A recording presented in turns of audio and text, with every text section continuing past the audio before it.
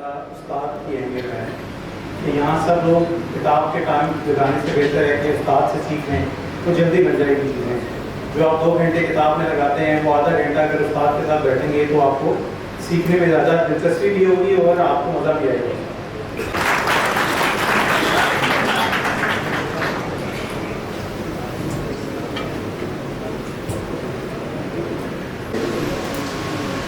Fellow colleagues, guys, and fellow members of both the organization, Assalamu alaikum.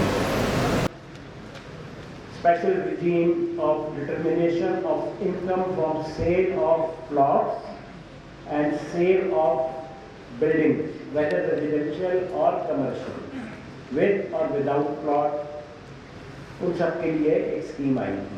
And honor for us, there's Rawalpindi Chamber of Commerce and District Group Nehru Qazi, President Rawalpindi Chamber of Commerce. Sir, please come on the stage. Please.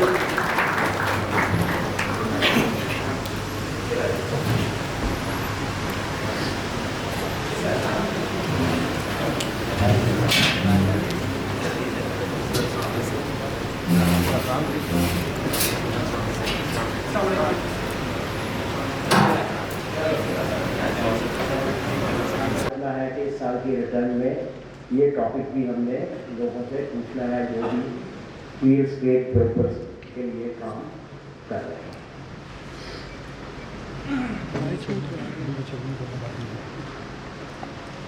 अच्छा, ये जो income है इसमें मैं सिर्फ एक qualifier लगा दूँ कि जो ये परसेंटेज है 10%, 15%, 12%, ये सिर्फ sale proceed of the plot और sale proceed of the building की हद तक। इसके अलावा तकरीबन तमाम रियल एस्टेट डेवलपर्स मुख्तलिफ किस्म के चार्जेस देते हैं, transfer fee, corner plot charges और व्हाट नॉट। तो वो तमाम चीज़ें इस परसेंटेज में शामिल नहीं होंगी, वो ओवर एंड अबव आपकी इनकम के अंदर ऐड होंगी। और बिजनेस के अलावा अगर कोई और इनकम है तो उस पर भी ये लागू नहीं होगी ये प्रोविजन, बल्कि वो भी इंडिपेंडेंटली अलग से ऐड होंगे। एंड देन ये प्रोविजन जो सी है वो एक्ट ऑफ पार्लियामेंट या प्रोविंशियल या प्रेसिडेंशियल ऑर्डर से कोई बनी हुई होम सोसाइटीज उन पर लागू भी होती है, लेकिन उसके ऊपर कुछ रिस्ट्रिक्शन एंड कंडीशन। एओपी के लिए ऑडिटेड फाइनेंशियल स्टेटमेंट्स कंपल्सरी आ गई थी, और जो लास्ट ईयर हमारी मुतफ़क़ का इंटरप्रिटेशन ये थी कि ये 2024 से लागू हो जाता है, और कई लोगों ने इसको अप्लाई भी किया 2024 से ही, लेकिन मैंने एहतियातन ये टॉपिक भी डाल दिया है जस्ट टू रिमाइंड यू कि 3 मिलियन से ज़्यादा अगर टर्नओवर होगी ऑफ एन एओपी तो उसके साथ ऑडिटेड अकाउंट जाएंगे, audited bye a chartered accountant और ICMA।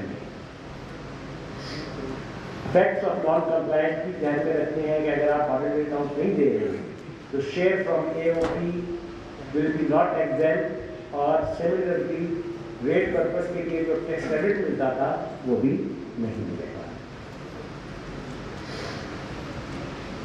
वेल्थ स्टेटमेंट, इसमें जो चेंज आया था, चेंज तो नहीं कहूँगा मैं कहूँगा क्लैरिटी डाल दी थी उन्होंने कि it comprises of both local and foreign assets, और 116A की जो स्टेटमेंट है वो 2 डुप्लीकेशन ऑफ इसकी है, लेकिन वो अपनी जगह पे अलहदा है। और एक जो क्लैरिफिकेशन आ गई वो ये आ गई जिसपे कई लोग बार बार सवाल करते हैं कि बीवी बच्चों के एसेट्स हमने कहाँ डिक्लेयर करने हैं, उस पर अब बड़ी क्लैरिटी आ गई है। अगर स्पाउस के एसेट हैं और वो डिपेंडेंट हैं तो वो दूसरी स्पाउस या दूसरे स्पाउस के साथ।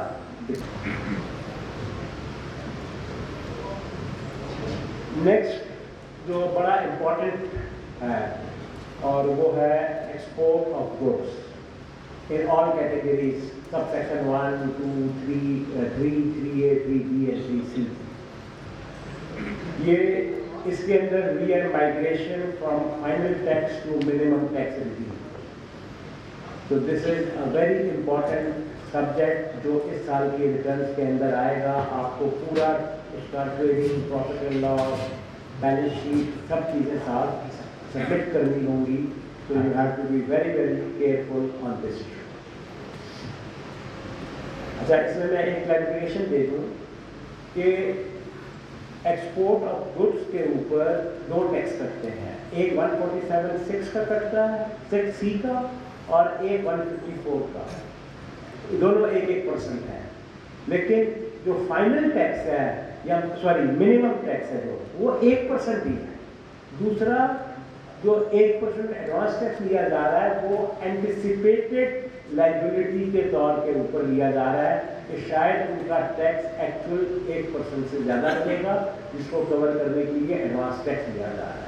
तो ये मिक्स मत कीजिएगा कि वो 2% अगर आपको बैंक सर्टिफिकेट देता है, बाद जगह पे बैंक एडवांस टैक्स को शायद अलग ना दे, वो मिक्सअप कर दे 2% को, तो उसमें से 1% is minimum and 1% is your adjustable advance tax. वो 1% भी एडजस्टेबल है लेकिन subject to minimum.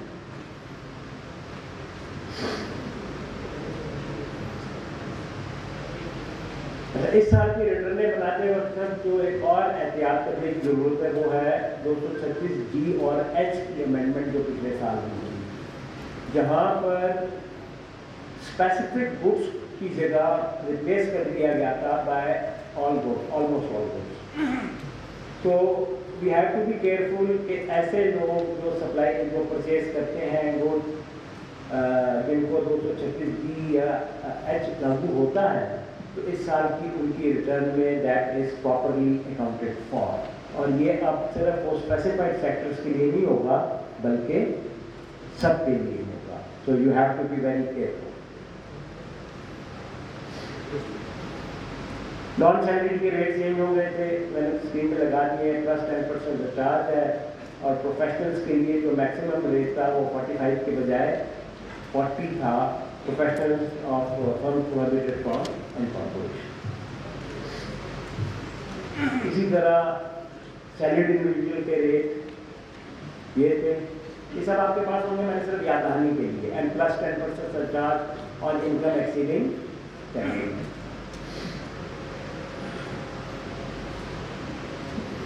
Capital gains on sale of immovable property, जो प्रॉपर्टी 30 जून 2024 से पहले खरीदी गई है उनकी सेल के ऊपर तो there is no change and it continues to be taxed as shown on the slide। इसमें कोई चेंज नहीं है। जो प्रॉपर्टीज 30 जून 2024 से पहले खरीदी गई थी और आइंदा जब भी बेची जाएगी उस पर ये कानून लागू होगा। तब उसके उसको चेंज ना कर दें, लेकिन फिलहाल ये कानून लागू होगा। लेकिन जो प्रॉपर्टी 2024 के बाद खरीदी गई, जुलाई 1 2024 on and before, on and after, इनके लिए एक तो कैटेगराइजेशन खत्म होगी। देखें इसमें कैटेगराइजेशन थी open plot, constructed and flats, ये खत्म हो गई। और दूसरा इसके अंदर रेट्स क्यों से थे, मुख्तलिफ रेट थे विद होल्डिंग पीरियड, ये कब खत्म हो गए। And now it is flat rate of 15% for the tax year 2025 for properties acquired after 1 July 2024। अच्छा, वो 15% का जो रेट है ना, वो है सिर्फ एक्टिव टैक्स पेयर के लिस्ट के ऊपर जो अपीयर हो रहा है। बट वो लोग जो एक्टिव टैक्स पेयर लिस्ट में अपीयर नहीं हो रहे, उनके लिए क्या होगा, उसका नॉर्मल स्लैब रेट लगेगा but as a separate block. Normal slab rate but as a separate block of income. और इसमें कंपनी का जिक्र इसलिए भी, कंपनी का ऑलरेडी वो 29% रेट है, तो वो whichever is the higher condition उसको आने की जरूरत नहीं है, वरना 15% मिनिमम है और slab rate which ever is applicable. The only issue over here is, जो कि अनरिजॉल्व्ड है, अफ्रीका या बुखारी साहब इस पर कोई रोशनी डाल सके, कि where more than one property is sold which was acquired after 1 July 2024 and sold before 30 June 2025, क्या हर प्रॉपर्टी पे अलग-अलग स्लैब रेट लगेगा या दोनों को इकट्ठा करके उस पर स्लैब रेट लगेगा? ये एक इशू है। ये वादे नहीं है क्योंकि रेट के आगे जो 7 कैटेगरीज है ना, उनके आगे एक दफा दिया है। अगर 7 दफा लिखा होता तो मैं आपकी बात से एग्री करता। चले मैंने सिर्फ बता दिया आपको।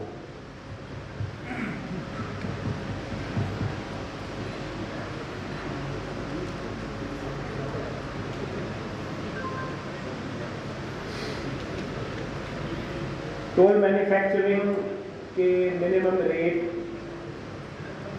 टैक्स रेट जो थे वो मिनिमम थे 5% से 9% हो गए थे for company,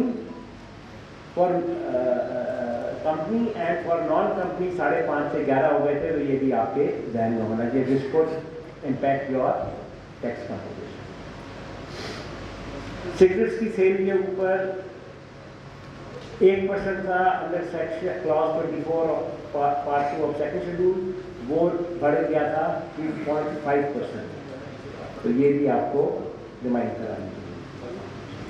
teacher researcher rebate जिसमें काफ़ी झगड़े पड़े, वो रीसेल कर दिया गया है थ्रू फाइनेंस एक्ट 2025 और it is will be valid till 2025, यानी 22 से 25 जिसमें ये प्रॉब्लम था उनने उसको कवर कर दिया।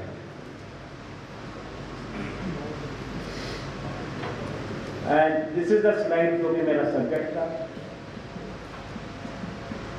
कि रिटर्न फॉर्म के what are the expected changes या ड्राफ्ट के अंदर क्या आ चुकी है।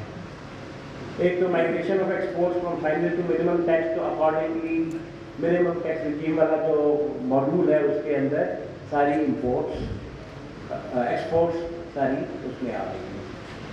टैक्स ऑन बिल्डर्स और डेवलपर्स के लिए भी कुछ चीज़ें लाजमी आएंगी। अच्छा, लेकिन जो मैंने ड्राफ्ट नोटिफिकेशन देखा, सरसरी सा देखा है, मैंने बड़े गौर से नहीं देखा, ऑनेस्टली स्पीकिंग सरसरी सा देखा है, उसके अंदर जो चीज़ें मुझे नजर आई हैं वो मैं आपको हाईलाइट कर देता हूँ। Number 1 is estimated current market value column in well street, this is something very surprising.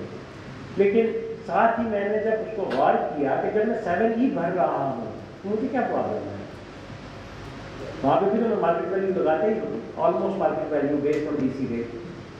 तो it is not a big issue, लेकिन इशू है खास तौर पे जहाँ पे 7E के लिए आपने कोई होमवर्क पहले नहीं किया हुआ। Well statement with return of non resident having no source of income in Pakistan, ये बड़ी अजीब बात मैंने देखी कि ड्राफ्ट फॉर्म के अंदर नॉन रेजिडेंट की रिटर्न है, इंडिविजुअल की रिटर्न है और उसके साथ वेल स्टेटमेंट का फॉर्म चिपकाया हुआ है उन्होंने। Well statement, personal expenses, reconciliation, ये सारी चीज़ें। Then I saw in the notification electronic return for manufacturer, similarly for trader and SME। मैं SME तो पहले भी होती थी, ये दो शायद नहीं आई है मैन्युफैक्चर ट्रेडर, लेकिन इसमें कोई खास बात नहीं है। आप इसको स्टैंडर्ड रिटर्न ही समझें, किया ये सिर्फ स्टैंडर्ड रिटर्न से वो लाइनें, लाइक फॉर एग्जांपल अगर मैन्युफैक्चरर है सिर्फ उसकी प्रॉपर्टी, उसकी इन्होंने सोचा ये कि उसकी प्रॉपर्टी इनकम नहीं होगी, लिहाजा प्रॉपर्टी का कॉलम निकाल दिया, सैलरी का कॉलम निकाल दिया, सिर्फ बिजनेस की लाइन भरने दी।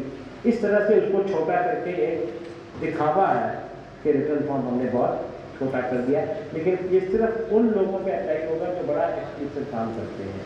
लेकिन इसको आप इग्नोर भी करें और जो मेन रिटर्न है उसी से अगर आप फॉलो करें तो कोई फर्क नहीं। This was all my presentation. Sir मुझे टाइम आपने दिया था 40 मिनट का, मैंने लिए हैं 10 मिनट। और ये कहूँगा कि इस पर क्वेश्चन आंसर में आप खत्म कर दें। मगरिब देखिए 2-3 मिनट में मगरिब है, ये 2-3 मिनट में मगरिब है, तो हम चाहते हैं मगरिब के बाद फिर कंटिन्यू करें। And thank you.